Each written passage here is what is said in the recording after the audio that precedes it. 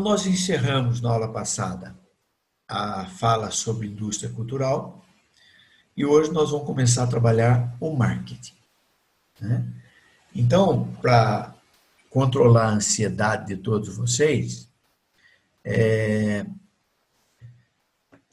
de manhã hoje teve gente perguntando assim, professor, mas como é que eu atraio o cliente? Professor, mas isso... Então, o pessoal está muito ansioso, né? O marketing, nós temos que entender o marketing. E aí, à medida que for entendendo, vai ter resposta para essa pergunta, por exemplo, como é que eu vou atrair cliente? Certo? Então, não fiquem ansiosos, não vamos tentar ir para o 20º degrau de uma escada de 30 sem a gente andar pelos degraus iniciais, porque posso dar um passo maior que a perna e não vou entender mais nada. Tá bom? Então, eu tenho certeza que vocês, no final do curso, vão saber as respostas para todas as perguntas. Não que não faça pergunta, tem que fazer. Mas, por exemplo, eu estou dando aula sobre a origem do marketing. Então, a pessoa fala, mas então, como é que eu vou atrair cliente? Não tem nada a ver com o que eu estou explicando. Procura entender que tem uma lógica do que eu estou explicando, para vocês entenderem da origem do marketing, por que que ele é assim e até chegar em como vocês vão usar isso na vida profissional de vocês. Tá bom?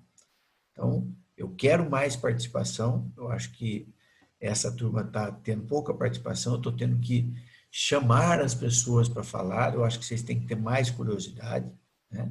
E eu tenho até uma explicação do porquê acontece isso.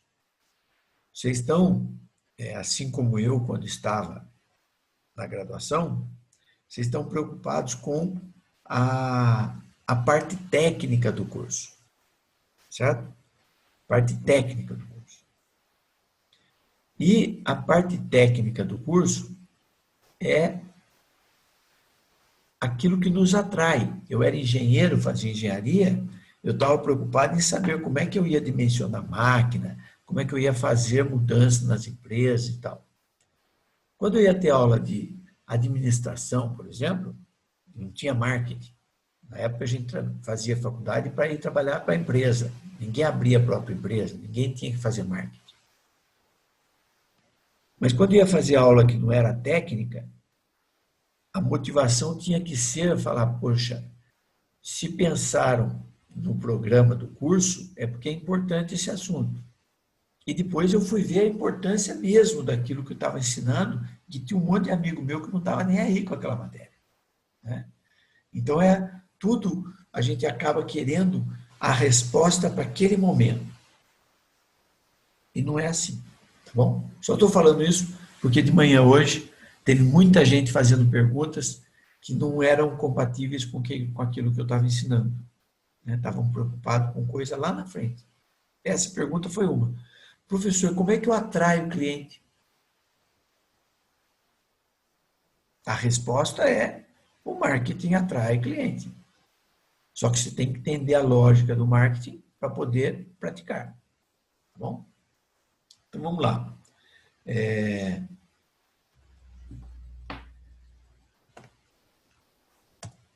A origem do marketing. Fernando Pessoa é um poeta português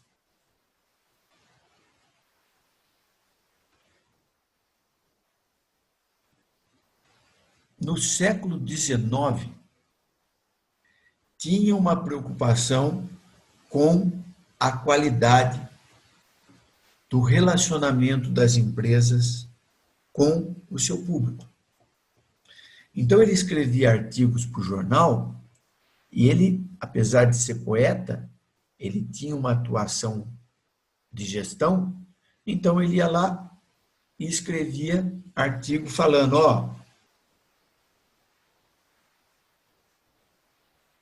o sucesso de um comerciante está em como ele trata o seu cliente.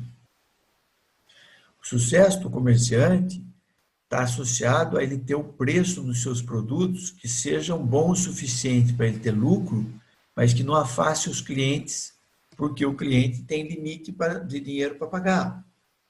Então ele escrevia tudo isso e fez uma compilação num livro, até tenho esse livro, chamado Sociologia do Comércio. Então o nome que foi dado para essa preocupação com o relacionamento com os clientes, no século XIX, né, foi Sociologia do Comércio. Então, quando eu falo assim, origem do marketing, a palavra marketing e o marketing do jeito que é hoje, é uma coisa construída nos Estados Unidos na década de 50. Com esse nome. Quem deu o nome foi o americano. Mas o Fernando Pessoa, que não tinha nada a ver, não quis criar uma teoria sobre isso, escreveu coisas que você lê hoje, você fala, pô, isso aqui é marketing puro. Só que ele não é considerado o pai do marketing. Pouca gente até conhece essa obra dele, chamada Sociologia do Comércio. Mas a origem do marketing vem na seguinte situação. A antiguidade, a Idade Média, era motivada pela riqueza dos nobres. E todo o trabalho era abominado, era dado como atividade para escravos. Então, por que o marketing só surge efetivamente na década de 50 nos Estados Unidos? Porque a administração também só surge no início do século XX. E o marketing é uma atividade dentro do processo de administração da empresa, de negócios. Então, até a Renascença, o trabalho era coisa desvalorizada. Então, tudo que se desenvolvia, os artesãos que faziam, imagina, o conhecimento para construir uma pirâmide do Egito, pedras monstruosas sendo levadas em alturas enormes para montar uma pirâmide. É sinal que tinha conhecimento. Só que, como era desvalorizado, era o escravo que fazia e quem conduzia o trabalho era o artesão, que não escrevia sobre isso, não tinha preocupação de registrar o conhecimento, né? Não passava o conhecimento de um para o outro.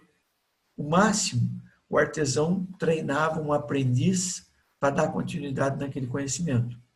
Então, todo o conhecimento administrativo, até 1740, 50, século XVIII, se perdeu. Ninguém se preocupava com isso. Quem começou a bater de frente com esse assunto foi, por exemplo, o italiano Leonardo da Vinci. Porque ele era artista, fazia esculturas, pintava quadro, mas ele era um engenheiro, ele construía máquinas. E ele dizia que era mais importante as máquinas que ele construía do que todas aquelas obras de arte que faziam ele produzir para agradar os poderosos. Então ele começou a brigar com isso. Então só no Renascimento é que essa característica é reconhecida e que se começa a pensar em valorizar a ciência da produção, a ciência da transformação. Antes, não. Era ponto de honra dos nobres nunca levantar nem para pegar uma água. Tinha um escravo que pegava para ele.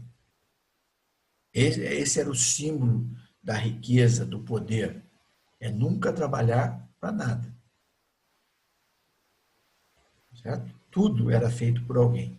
Tinha 2 ou 3 pessoas para vestir o nobre, para dar banho no nobre. para dar de comer quase que na boca dele.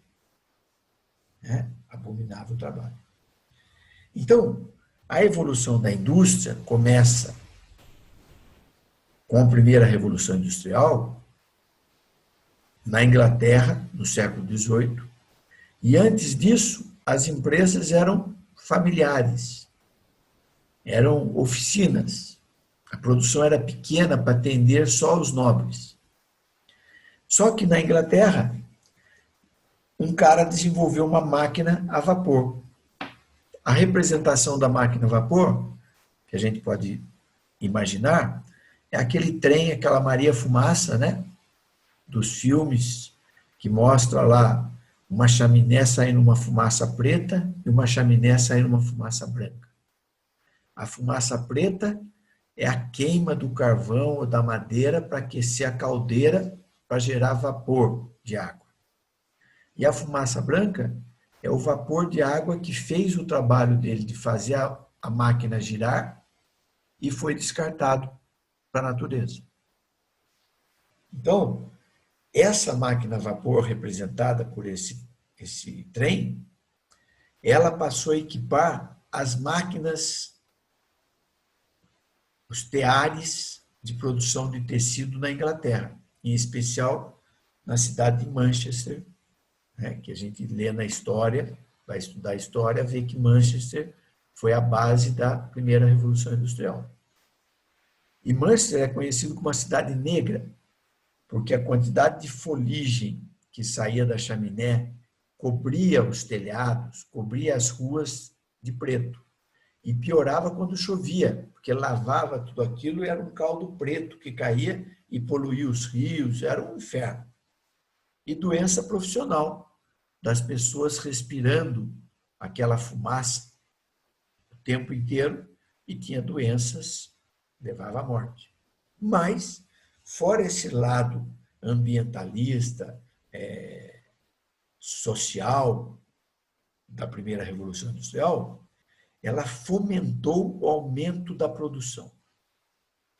E quando aumenta a produção, o preço do produto cai. Só que eu ganho pelo volume que eu vendo.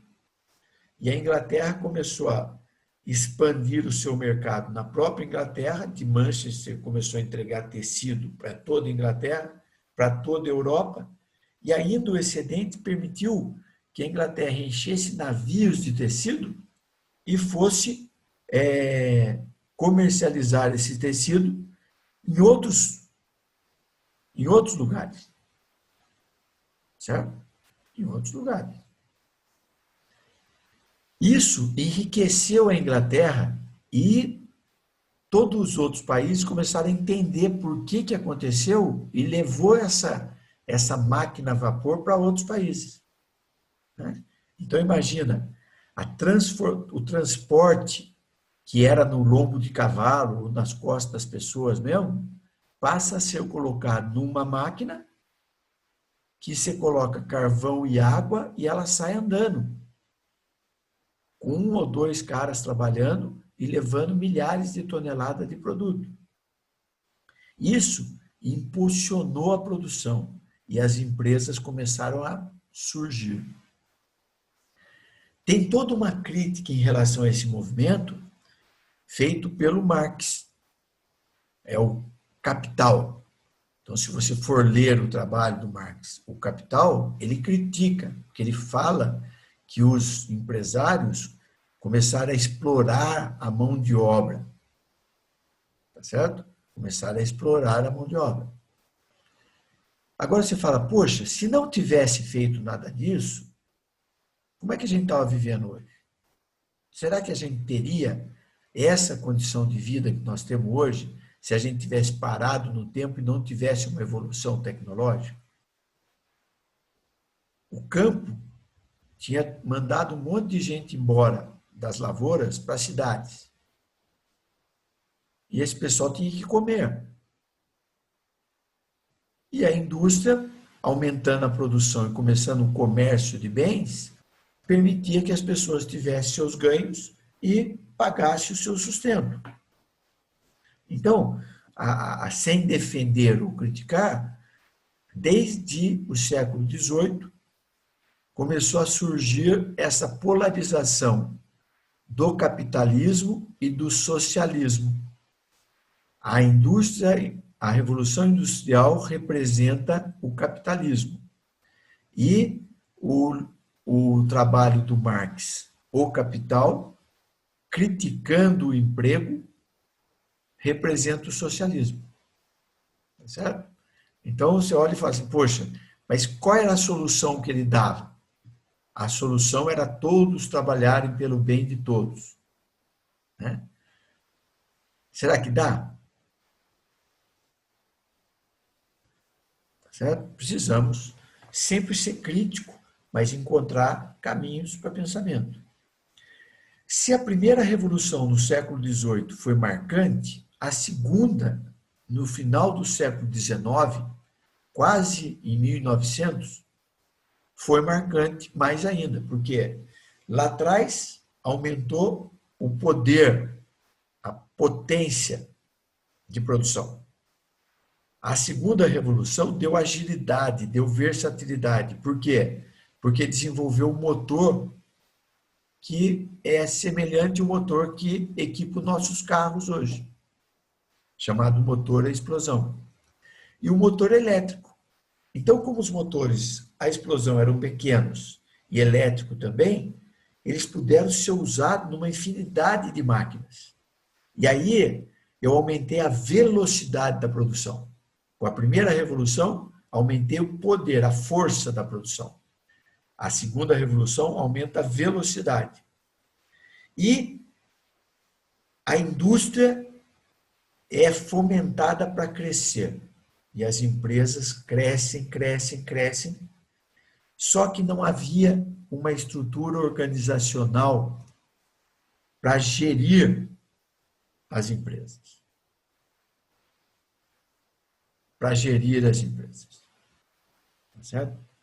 Então, o início do século XX é marcado pelos cientistas da administração que desenvolvem a ciência da administração.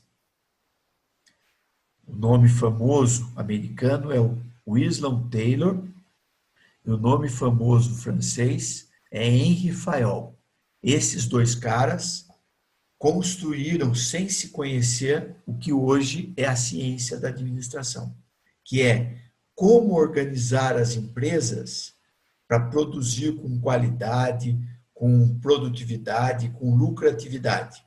Começou com esses dois caras em torno de 1909, 10. A evolução da indústria continua. Tem as duas guerras mundiais, de 14 a 17, 37 e 45, que estimulam o desenvolvimento de ferramentas. O avião, por exemplo, passou a ser uma realidade na guerra, porque precisava de uma máquina para ultrapassar as fronteiras inimigas e atacar lá atrás. E foi o avião que fez isso. A bomba atômica abriu um mercado para a energia nuclear. Hoje, potências econômicas como Japão, Alemanha, França, só são potência econômica porque eles têm reatores nucleares gerando energia elétrica. Eles não têm, como o Brasil, rios para fazer hidrelétrica. Então, eles usam a energia nuclear, que é uma energia barata. Tá?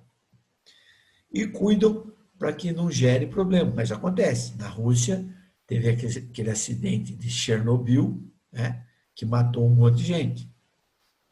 Mas a energia nuclear ela é citada como problema nas duas bombas em Hiroshima e Nagasaki, no Japão, e a explosão do reator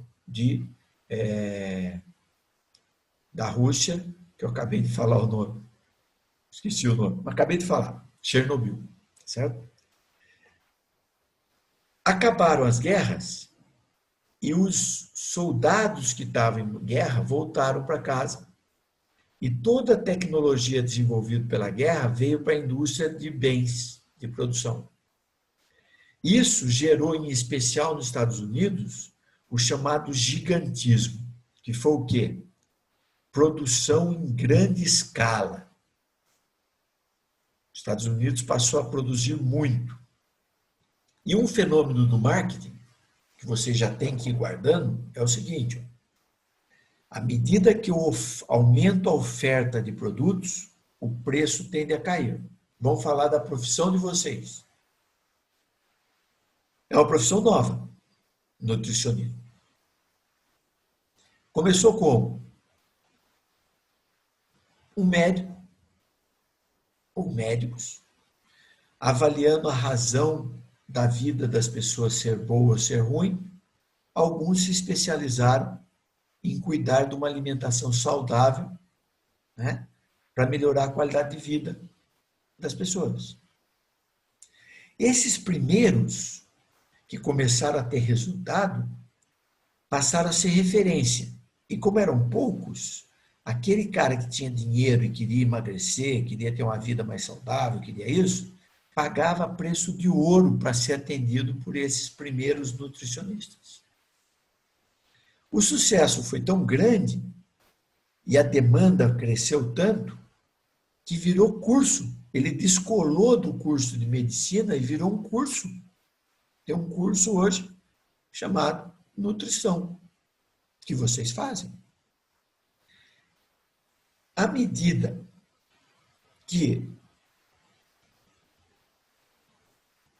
que tem curso, aumenta o número de profissionais que vão atuar no mercado. O que acontece? Hoje o nutricionista ganha igual ganhava o nutricionista que nem tinha curso, era uma especialização que ele fazia de um curso anterior que ele tinha feito. Hoje o nutricionista tem o mesmo ganho que aquele primeiro lá? Não tem. Porque agora tem várias pessoas. Ah, mas tem um nutricionista tal que ganha muito. Aí é o seguinte: dentre todos que são formados, que atuam em nutrição, tem alguns que acabam desenvolvendo um skill e um reconhecimento no mercado que ele é tão procurado que ele pode cobrar mais caro. Então, olha só, quando eu não tenho concorrência, o mercado paga o que eu quero. Quando eu tenho concorrência, quem me ajuda a ser destacado e ganhar quanto eu quiser é o marketing. Por quê? Porque foi assim que ele foi concebido. Durante o gigantismo americano, teve empresas que cresceram e se tornaram gigantes. E teve um monte de empresa que fechou. Por quê? Aumenta a oferta, a empresa mais eficiente sobrevive, aquela que tem menor custo, aquela que tem o melhor produto. E a empresa menos capaz morreu. O que os estudiosos fizeram? Foram estudar por que a empresa A cresceu, por exemplo, a Ford. A Ford virou uma gigante mundial. E por que a Parker, que era uma outra fábrica de carro, faliu? E aí viram que a Ford tinha uma atitude assim assado que levou ela ao gigantismo. Por que o supermercado tal, ou surgiu o supermercado e matou as mercearias? Porque o supermercado trabalhou com a distribuição de produtos. Por que a outra empresa cresceu? Ah, porque ela trabalhou com o financiamento das vendas para os clientes. Certo? E foi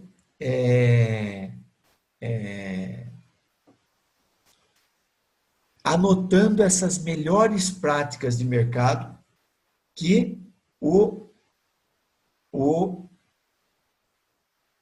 pesquisador compilou essas melhores práticas e deu o nome de marketing.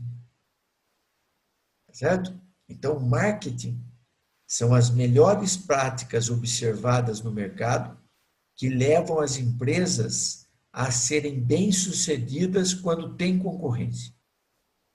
Porque quando não tem concorrência, é muito mais fácil. Se eu sou o único que trabalho com nutrição e eu dou resultado, vai ter uma fila na minha porta para eu atender. E quando tem uma fila na porta, eu falo, ó, eu não consigo atender todo mundo, então eu vou cobrar R$ 1.000 a consulta. Aí vai ter 3, 4, 5, 10 pessoas que são ricas e que têm dinheiro para pagar e paga R$ 1.000 para mim. Só que como eu ganho muito dinheiro, outras pessoas olham e falam, pô, aquele cara está fazendo um tarde de nutrição e está ficando rico. Eu também quero fazer isso aí. E aí surgem outros nutricionistas. Aí aquela fila que tinha na minha porta, agora divide com outras portas. E aí eu tenho que readequar o meu preço ao novo equilíbrio entre oferta de produtos e gente querendo comprar. Certo? Então, guardem isso. Quando não tem concorrência, não preciso de marketing. A concorrência é que estimula a empresa a buscar aprimoramento do seu produto, aprimoramento do seu relacionamento com o cliente, aprimoramento dos seus preços, do seu ponto de vendas, da sua propaganda, porque ela quer ganhar a luta contra o concorrente. Ela quer conquistar o mercado, enquanto o concorrente também quer. Então, tem até um livro antigo que eu recomendo para que leiam, né? Vai ler quem quer. Chama Marketing de Guerra, mostrando que as empresas lutam para conquistar o território, para conquistar a participação de mercado. E vocês estão entrando no mercado da nutrição num momento em que só a Unital já formou, quer ver? Uma conta básica aqui. Nutrição começou lá em 2010, 2008, sei lá.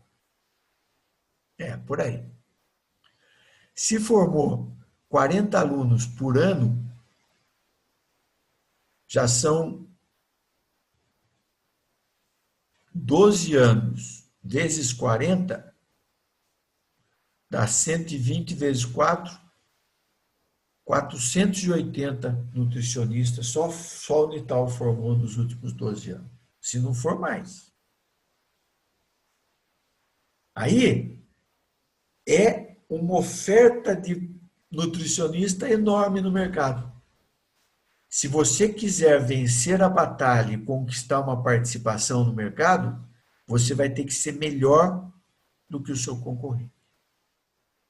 Vocês são todos amigos hoje sentados na sala, nem estão na sala hoje, a aula está sendo virtual, mas vocês já conviveram aí 3 semestres, já se conhecem, ficaram amigos, uma já foi na casa do outro, já foi no aniversário, já namorou, já teve de tudo. Daqui, mais 1 ano e meio, o curso de vocês é 4 anos, né? Era 5, caiu para 4, acho que é isso. Daqui 1 ano e meio, vocês vão para o mercado de trabalho. Alguns vão permanecer amizade, mas a maioria vai se afastar. E vai se afastar porque cada um vai tentar vencer a guerra da concorrência. Cada um vai ter que buscar o seu quinhão do mercado para fazer dinheiro e para pagar seu investimento, para pagar suas despesas, para construir sua vida pessoal, profissional, família e assim por diante. É uma concorrência. Ah, mas tem mercado para todo mundo. Tem mercado para todo mundo. Só que vai ter uma classificação assim, ó. Tem um grupo de nutricionista que faz parte da elite que cobra R$ 500, R$ 1.000 a consulta. Tem um grupo intermediário que vai cobrar 50, R$ 150. E vai ter um grupo que vai trabalhar para alguém para ganhar salário de R$ 1.000, R$ 2.000 por mês. de que grupo você quer fazer parte. Primeira coisa é isso. Qual grupo eu vou fazer parte?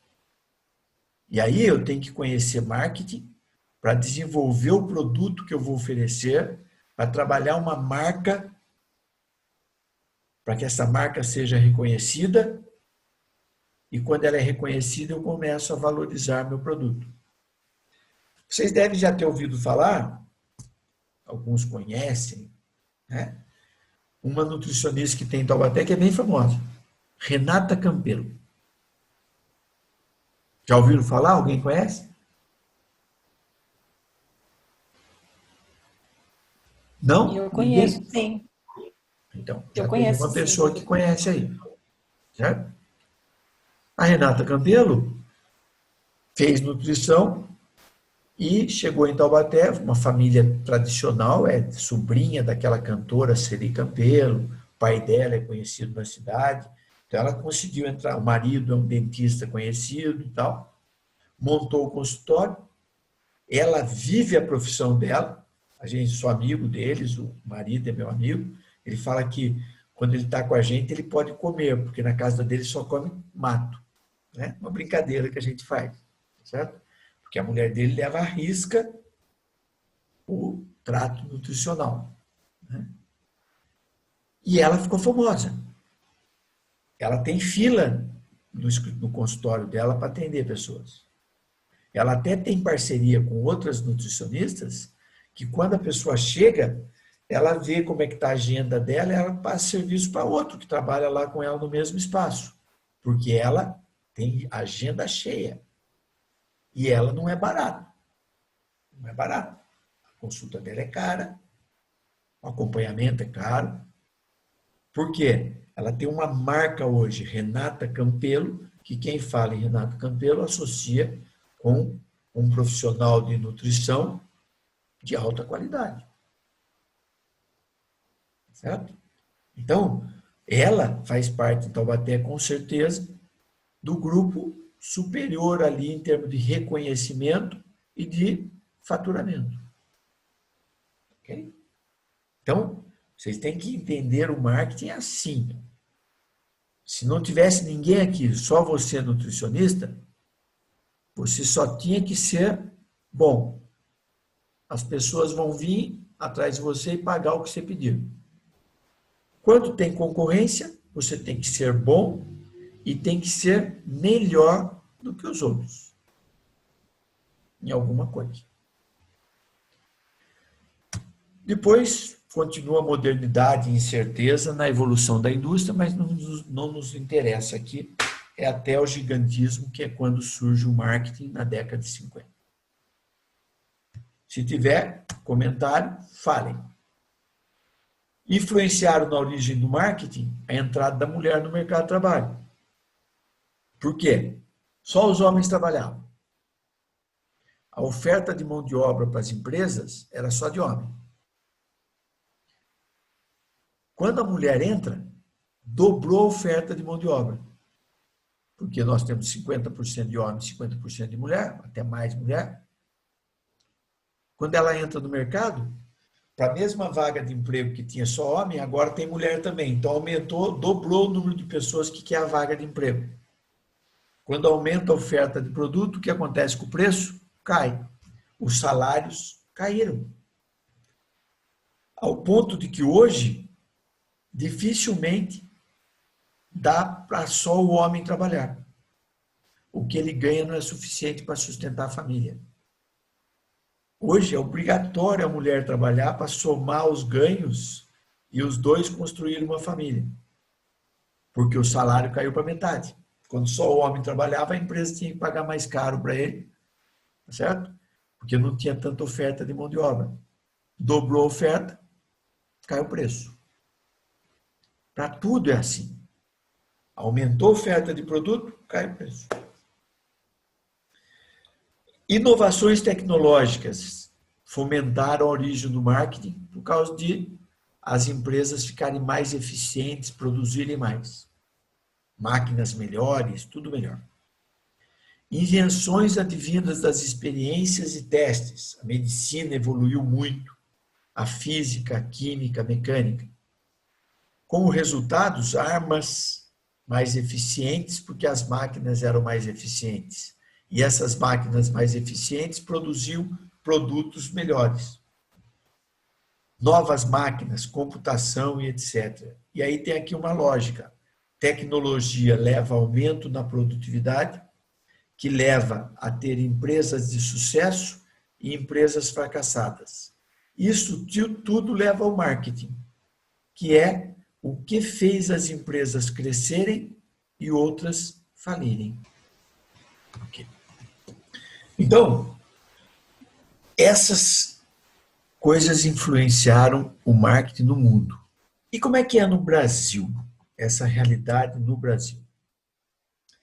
O Brasil teve um desenvolvimento industrial peculiar.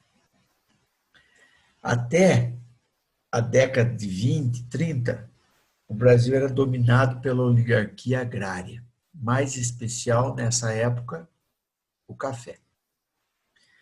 E era dominado, em termos de governo, por uma dobradinha chamada café com leite, porque a cada presidente era escolhido um presidente de São Paulo e na outra legislatura de Minas. E Minas e São Paulo dominavam o controle do Brasil. E esse controle era mantido pela oligarquia agrária. Só que em 29 aconteceu o que foi chamado de crash, ou quebra da Bolsa de Nova York. A crise de 29. O que foi essa crise? O valor dos produtos depende da oferta e procura que nós já vimos. Então, vamos imaginar aqui o preço do suco de laranja no mercado mundial. O suco de laranja é considerado um produto comum, commodity, um produto que todos fazem igual. Então, o que os analistas fazem? Eles levantam quanto vai ser a produção de suco de laranja do Brasil, da Colômbia, da Flórida, dos Estados Unidos, dos diversos lugares que tem produção de suco de laranja. Pega essa soma de oferta que vai ter e compara com a demanda. Quanto as pessoas estão dispostas a comprar de suco de laranja.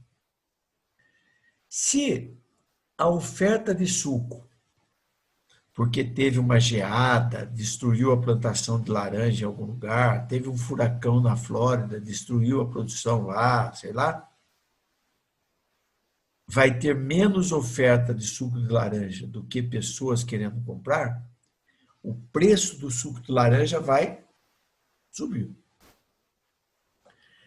Se tiver uma grande safra de produção de suco de laranja, maior do que o que as pessoas estão dispostas a comprar, a tendência é cair o preço.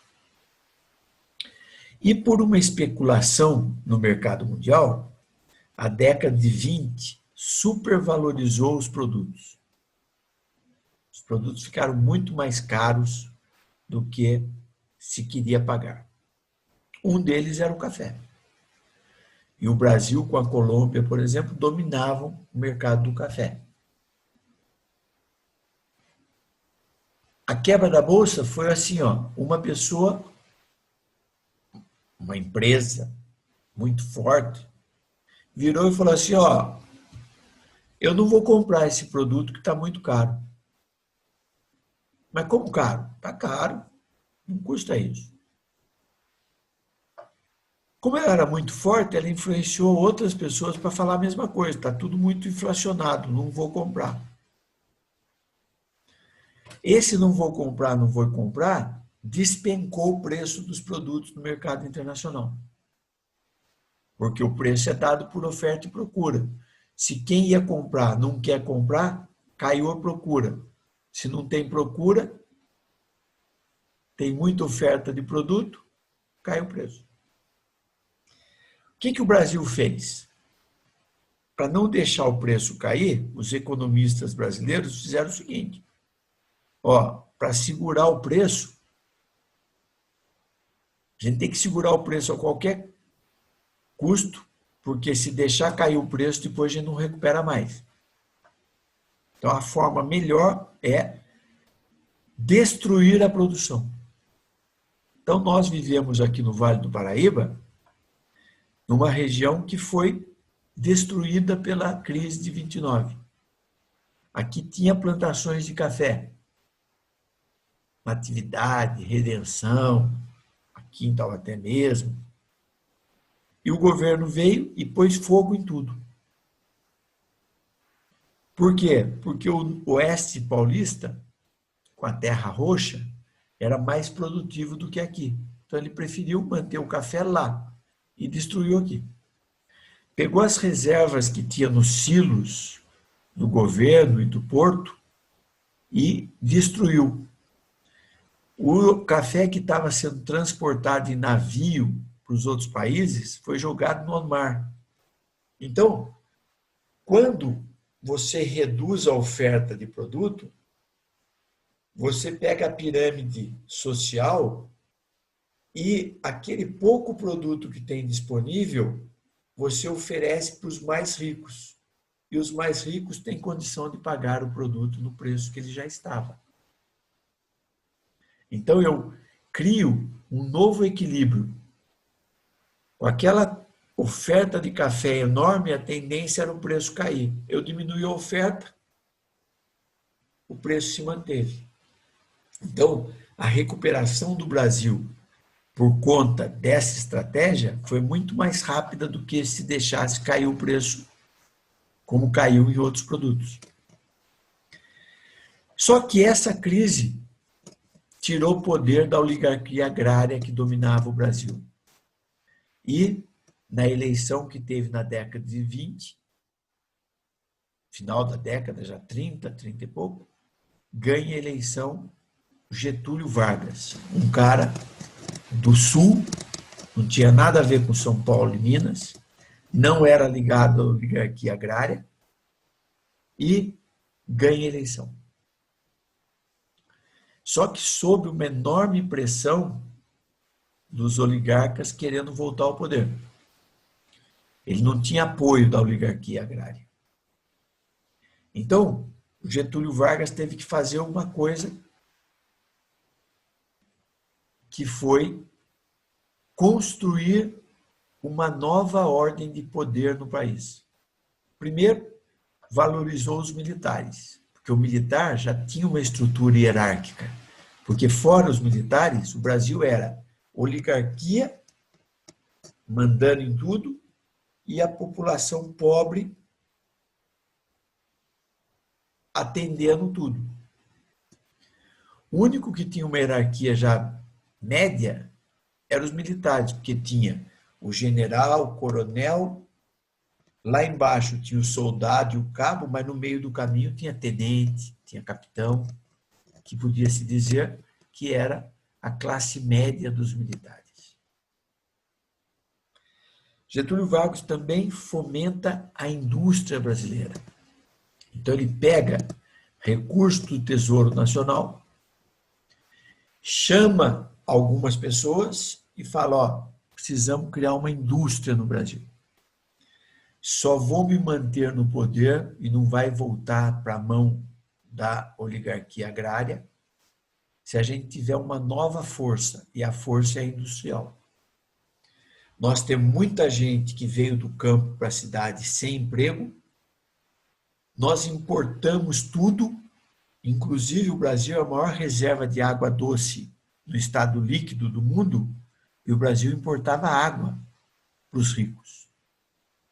Então Getúlio Vargas fala, vamos fazer empresas para produzir bens, para substituir a importação, para não ter que importar, e para gerar emprego.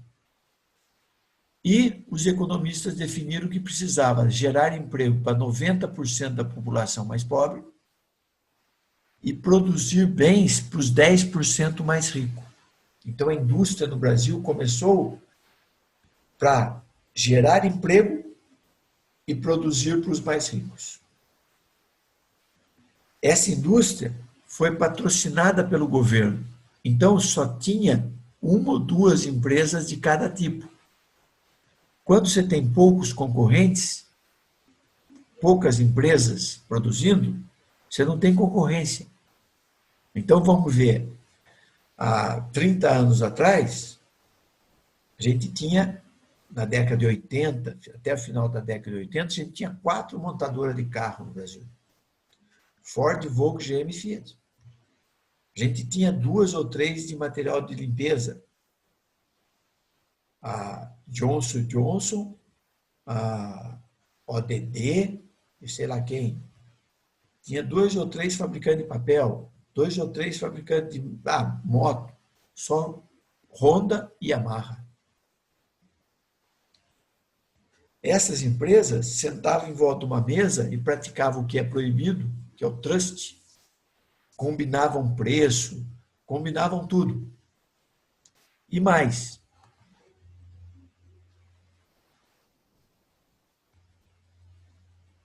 Ó, eu não sei por que algumas pessoas não conseguem reconectar. É problema do computador delas, porque o link é o mesmo, a senha é sempre a mesma, então ela precisa talvez desligar o computador dela e reiniciar, porque deve ser algum conflito que está acontecendo no computador dela. Por favor, quem me deu essa informação, o Lucas, passa para ela desligar o computador e tentar de novo. Se ela tiver sem internet, ela não vai entrar nunca, né? Não dá para entrar na aula sem internet. Tá bom? Mas se ela desligar e ligar, pode ser que resolva o problema. Então, voltando,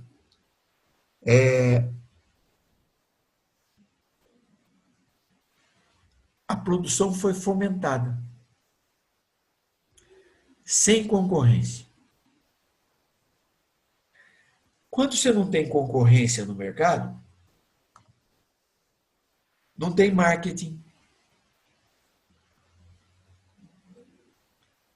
não tem marketing. Por que eu vou fazer marketing?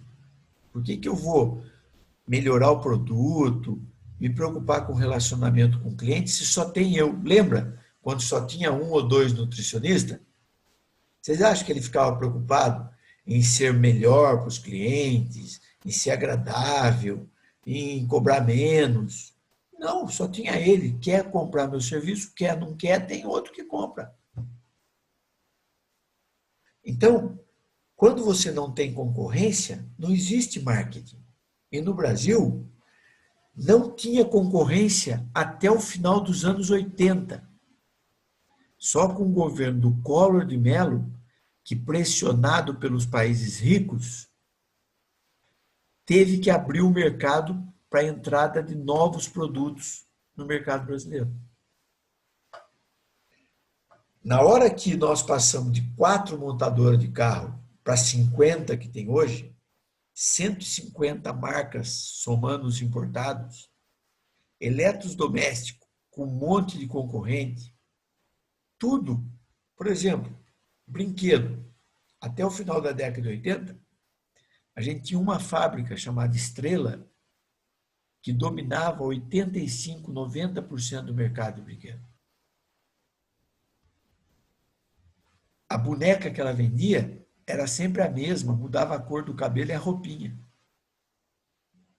Abriu o mercado, começou a despejar produto eletrônico, controle remoto, brinquedos sofisticados e tal. Essa empresa quase foi à falência. O governo teve que criar um período de transição. Durante 3 anos, ele foi liberando aos poucos a importação, para dar tempo para as empresas nacionais se adaptarem à concorrência. E mesmo assim, a última vez que eu via falar da Estrela, ela tinha 5% do mercado só. Na abertura do mercado brasileiro, de cara, ela demitiu 50% dos funcionários. Por quê? Porque o Brasil estava acomodado fazendo produtos de baixa qualidade e vendendo caro, porque não tinha concorrência. Então, o marketing no Brasil, apesar de já ter marketing desde a década de 50 no mundo, marketing mesmo entrou no Brasil a partir da década de 90. Professor, mas o Brasil ganhava prêmio de publicidade no mundo inteiro. Publicidade. Mas não era marketing. Nós vamos ver que publicidade é uma atividade que divulga os produtos que o marketing desenvolveu. E o Brasil praticava isso. Apesar de terem poucos concorrentes, as agências de publicidade criavam desejo nas pessoas para elas quererem comprar o produto, mesmo que não precisasse. E aí ganhava prêmio. Mas marketing, de se preocupar com a necessidade do cliente, desenvolver produto de qualidade, num preço adequado e tal, não tinha no Brasil. Então, olha lá, não tinha concorrência. Consequentemente, não tinha marketing. As pessoas achavam que marketing era publicidade. Para vocês terem ideia, eu conheci mais de um diretor de marketing, empresa, em que você perguntava para ele, o que é marketing? E ele falava, marketing é venda. Marketing é divulgar o produto. Venda é venda. Marketing é uma atividade anterior à venda. Venda é a última atividade do marketing. Publicidade é a comunicação com o mercado para divulgar o que o marketing desenvolveu. E o cara confundia, porque o Brasil não sabia o que era marketing. O aumento da produtividade internacional, com a maior oferta de produtos, fez pressão sobre o governo brasileiro para abrir o mercado. Década de 90 é o fenômeno da globalização, os mercados mundiais. Resultado, concorrência no Brasil levou ao marketing. Como que as empresas se beneficiam disso? As empresas se beneficiam na relação com a concorrência devido às suas características únicas. Então vamos fazer um paralelo e voltar para vocês. Todos estão estudando a mesma coisa, todos estão fazendo a mesma coisa. Ou seja, todos vão sair formados igual. Mas vai ser igual? Não, não vai ser. Porque vai ter gente que vai estudar mais, tem gente que gosta mais e vai mais a fundo, tem gente que só estuda o que o professor pede, passa e não quer saber de mais nada. Então, vai ter diferença. Mas diferenças de empenho, mas não de tecnologia, porque a tecnologia que vocês estão recebendo é a mesma. São as aulas, os professores, os laboratórios, que é o mesmo. Aí você está estudando marketing, você fala, poxa, mas como é que eu vou fazer para competir? Aí, se você entender o que eu vou ensinar nessas aulas, você vai olhar e falar assim, poxa, como é que eu vou ter característica única em relação aos outros? Peraí. Qual o mercado que precisa de nutrição que está mal atendido? Quantos nutricionistas da minha cidade, ou aqui em Taubaté, ou no estado de São Paulo, trabalham com nutrição para idoso? Nutrição para melhorar a qualidade de vida do idoso, para combater a diabetes, para melhorar a pressão. Vou fazer o seguinte, não vou falar para ninguém, porque eu vi que quase ninguém é especialista nisso. E enquanto eu faço o curso normal aqui, eu vou procurar na internet curso de especialização, curso técnico de extensão, pela internet ou até presencial de final de semana, e eu vou começar a fazer curso de nutrição direcionada para idoso. Não vou falar para ninguém, porque se você falar, você não vai ser único. Então, mas eu sou amigo, como é que eu não vou contar que eu estou fazendo? Você vai ter que, em um determinado momento, falar assim, sou amigo, vou beber cerveja, namoro, faço tudo.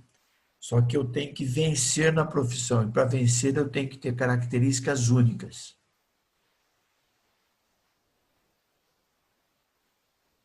Eu tive uma aluna em publicidade, que ela fazia publicidade, e um dia ela me falou assim, professor, eu posso confiar no senhor, o senhor não vai falar nada para ninguém, né? Eu falei, não. Eu vou me especializar em design gráfico. Então, eu faço publicidade aqui, mas final de semana eu vou lá para a Pan-Americana em São Paulo e faço um curso de design. Ela falou, eu quero ter essa característica única que o senhor falou aí. Eu quero ser uma publicitária que domina o design. Simples. Essa moça se formou, montou uma agência de publicidade em Taubaté, cresceu essa agência, vendeu a agência e foi morar no Canadá. Hoje ela é publicitária no Canadá. Porque ela criou o diferencial dela. Ela soube guardar, falar, ó, eu vi esse mercado aqui, eu acho que ele é bom, eu vou me especializar nele. E por eu ser única, eu vou poder cobrar mais caro das pessoas. Então, com o marketing, as empresas se beneficiam na relação com a concorrência quando elas têm características únicas. E a característica única, você tem que buscar e desenvolver. Vocês têm várias possibilidades de se especializar na área de vocês. Nutrição para esporte, nutrição para quem fez cirurgia, nutrição para obesidade, nutrição para doença crônica, nutrição para velho, para criança, para mulher, para cachorro, sei lá o quê. Vocês têm que pesquisar o que falta no mercado e desenvolver um produto para atender essa falta do mercado, que é o que o marketing faz. Então, a empresa tem que ter capacidade de criar valor por referência. Então, quando eu falei na aula passada, pense na sua marca. Como você quer ser conhecido? Ou o seu nome, que vai virar marca, mas daí tem que ser um nome composto para não ser comum, ou você cria uma marca. Ah, mas como é que eu crio uma marca? Ué, olhando e falando, o que é? Eu vou trabalhar com nutrição para idoso. Então nutrição especializada em idoso. Nutri idoso. É uma marca. Se é boa ou ruim, você que vai avaliar. Cria várias e pergunta para várias pessoas, ó, qual que você acha a marca mais legal? Qual que soa melhor? E você cria a marca. Ué, tem marca que é... Pelé virou marca. Você acha que Pelé era uma coisa que a gente achava que ia virar uma marca? Pelé era sinônimo de chamar o cara de negro. No entanto, ele destacou tanto no futebol que hoje Pelé é sinônimo de craque de futebol. Oh, aquele cara é um Pelé no futebol. Você entende que aquele cara joga muita bola. Virou marca. Xuxa. Poxa, eu tenho certeza que se começar a chamar alguém de Xuxa, vai achar que é gordo, a pessoa não vai gostar, é um apelido ruim. Mas fez tanto sucesso a tal da Xuxa Meneghel lá, né, que as pessoas, se for chamado de Xuxa, gostam. Mas é um apelido que podia ser uma coisa para denegrir a pessoa e virou marca. O marketing muda a relação com o mercado. As empresas precisam conhecer a necessidade, precisam conhecer o cliente e as necessidades dos clientes, dos possíveis clientes, porque isso passa a ser a base da mudança no mercado. Eu não vou mais fazer as coisas depois de tentar vender. Vamos supor, vocês devem ter escolhido nutrição por alguma razão. Cursinho influenciou, amigo influenciou, mas duvido que lá no colégio alguém tenha estimulado você a fazer uma pesquisa de mercado para verificar qual a profissão que era procurada no mundo, que estava crescendo a procura de pessoas com aquele conhecimento, que tinha bons salários e tal. Daí você escolheu a nutrição pensando, ó, o mercado tem necessidade de nutricionista, Nutricionista ganha uma média de tanto.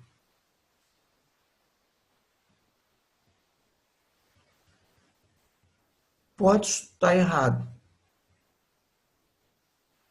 Duvido que tenha mais de um que tenha seguido esse caminho. Ou todos foram fazer nutrição para depois descobrir o que eu vou fazer com isso.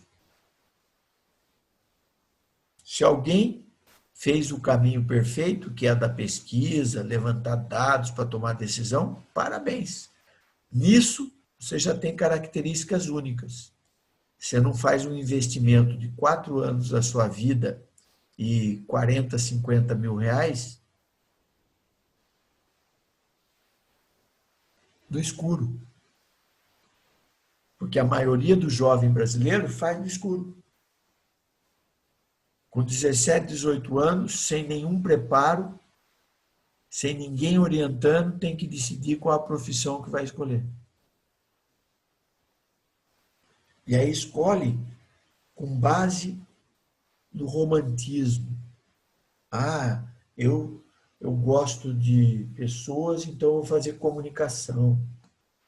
Eu gosto de números, então eu vou fazer matemática ou engenharia. Eu gosto de dinheiro, então eu vou fazer tal coisa. Não. Você tem que fazer uma pesquisa. Na Alemanha, o curso secundário tem 5 anos. Na Itália, tem 5 anos. 3 anos é o básico, como o nosso aqui, ensino médio, e mais 2 anos para aqueles que querem fazer faculdade. Quem não vai fazer faculdade, para em 3 anos. Quem vai fazer universidade, faculdade, tem mais 2. Vai se preparar para escolher com consciência a faculdade que quer fazer. Estados Unidos, a gente chama de college. Colégio, segundo grau deles lá. A maioria das pessoas só faz até o college e vai trabalhar. Poucos vão para a universidade. Os que vão sabem que vão e vão escolher alguma coisa porque ele vai investir muito dinheiro, porque lá é tudo pago. Só não paga quem é bom de esporte ou quem é um gênio, que daí tem bolsa. Mas quem não é isso, tem que pagar.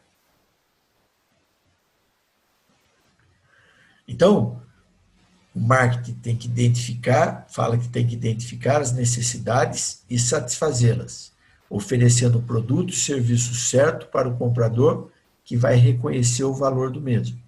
Então, eu vou e pesquiso, está faltando nutricionista para idoso, eu me especializo nisso. Aí eu começo a atender o idoso vê, puxa, melhorou minha qualidade de vida, eu estou muito mais disposto, tenho força para isso, consigo fazer aquilo, começa a divulgar. Você satisfez a necessidade do cliente, porque ofereceu o produto e serviço certo. Esse cliente reconhece valor e faz a maior propaganda que existe, que é o boca a boca. E você pega isso e intensifica com propaganda que você patrocina, né? Inclusive na rede social hoje, e amplia seu leque de atendimento e cresce profissionalmente, se destacando como empresa com características únicas. Quem não consegue desenvolver características únicas vai competir pelo osso do mercado. O filé mignon, a carne de primeira, fica para quem tem características únicas. E outra, não é a faculdade que cria características únicas. A faculdade dá conhecimento básico para todos. Cada um é que vai ter que enxergar e falar: eu sou dono do meu futuro, eu tenho que desenvolver características únicas. O professor não vai pegar você do seu canto e falar assim: ó, você eu vou formar para fazer isso, você eu vou formar para fazer. Não vai fazer isso. A escola é para dar o conhecimento geral para as pessoas, o conhecimento específico, a profundidade a pessoa consegue por meio do esforço próprio. Tudo bem? Então, dentro desse conceito, o que é marketing? Marketing é um processo social, gerencial, através do qual indivíduos e grupos obtêm aquilo que necessitam e desejam por meio da criação e troca de produtos e valores. Uma definição de um autor do marketing chamado Philip Kotler, que escreveu isso em 1990. E acrescenta aqui, só irá existir marketing onde existir concorrência. Ah, professor, então estou bem. Eu vim fazer nutrição aqui e eu sou lá da Casa do Chapéu, para não falar uma cidade aí qualquer. Minha cidade é a cidade de Casa do Chapéu. E lá na Casa do Chapéu, não tem nutricionista. E eu enxergava que eu não podia trabalhar lá, porque se não tem nutricionista, ninguém sabe para que serve, então ninguém vai comprar meu serviço. Agora eu estou enxergando o seguinte, como não tem nutricionista, eu tenho uma enorme possibilidade de ter característica única, porque eu sou único, não tem concorrência. Então não preciso nem fazer marketing, eu preciso ter um bom atendimento, cobrar pelo bolso da pessoa, olhar e falar assim, aqui eu vou ter, tem 2, 3 mil velhos, pessoal fazendeiro, tem dinheiro e tal, vou atender essa turma aí, vou cobrar R$200, 300, R$400 o atendimento, porque eles vão pagar. Não tem outra opção. E à medida que eu fizer sucesso com 2, 3, vai correr boca a boca, todo mundo vai vir atrás de mim, eu vou ganhar o que eu quiser. Então, até escolher onde você vai trabalhar, pode definir seu sucesso. Se você for para um lugar que não tem concorrência, você pratica a profissão sem ter que ter diferencial. Se você estiver numa região que tem muita concorrência, você vai ter que fazer cursos extras, se especializar, criar uma marca forte, cair na boca do povo que é formador de opinião, para conseguir ocupar um lugar no mercado de destaque. Ok? Vou interromper para comentários, críticas, participações dos 16 alunos que estão presentes, que por sinal vou coletar aqui a impressão digital da turma.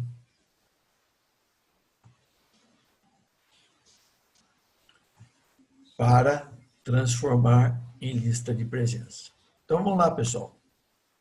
Quero participação.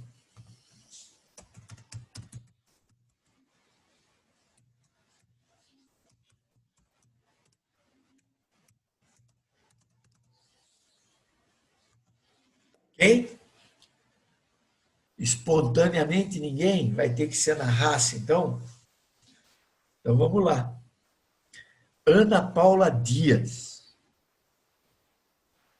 O que você já pensou de tudo isso que a gente tem conversado nessas semanas aí para a sua vida profissional? Oi, professor, boa noite. Você ter que ter características únicas para se diferenciar no mercado e ser valorizada no mercado. Como é que você vê o fato de você estar entre 16 pessoas aí, que daqui 1 ano e meio vão ser concorrentes, um querendo matar o outro, para querer ter mais venda e ter mais ganho? Matar no sentido figurativo, ninguém vai matar ninguém, né? Mas vai querer ser melhor para ser escolhido pelo cliente. Comenta isso, Ana Paula. Como é que você vê essa sua realidade que antes era romântica, de ser uma nutricionista, que cuida da alimentação, que faz isso, que melhora a vida das pessoas, e agora eu estou falando para você que, por você viver no mercado, você vai ter que ser uma profissional que briga com a concorrência. Então, professor, na verdade, por ainda a gente estar no primeiro ano, eu ainda nem sei que tipo de especialização eu vou querer fazer, né? Se eu vou querer seguir na clínica, na parte esportiva e tal, eu ainda não sei, eu fico bem em dúvida ainda. Mas eu acho que, assim, um grande diferencial hoje em dia, por conta dos meios de comunicação, é eu ser mais ativa na internet, divulgar o meu trabalho através das redes sociais, do Instagram, que é uma rede social que eu acabo usando mais. E eu acho que seria uma forma de eu conseguir ter um diferencial. Hoje em dia seria nesse sentido, usando a tecnologia mesmo, as redes sociais Então, e os Ana, meios de comunicação. vou corrigir só uma coisa que você está falando aí. Você divulgar seu trabalho na rede social, divulgar você na rede social, é você estimular o desejo das pessoas em ter o seu serviço. Você está fazendo a comunicação com o mercado. Isso pode atrair cliente para você. Se você tiver preço baixo, atrai mais ainda. Só que o que vai construir a sua marca, o que vai te valorizar no mercado, o que vai te dar condições de cobrar mais caro e ser reconhecida, vai estar associado à sua capacidade de fazer direito o atendimento para o cliente. E aí, você atrai a pessoa, mas ele sentou na sua frente, você começou o atendimento, se ele sentir que você não tem firmeza naquilo que faz, que você não tem especialização naquilo que faz, ele sai insatisfeito. E se ele sair satisfeito, ele vai falar para 2, 3, 4 pessoas. Se ele sair insatisfeito, ele vai falar para 20, 30 pessoas. E aí, ele queima a sua marca. Então, você está certo. Hoje, as redes sociais, eu mesmo já falei em aula anterior, que a rede social é uma forma de você passar a ser conhecido, de atrair a atenção das pessoas.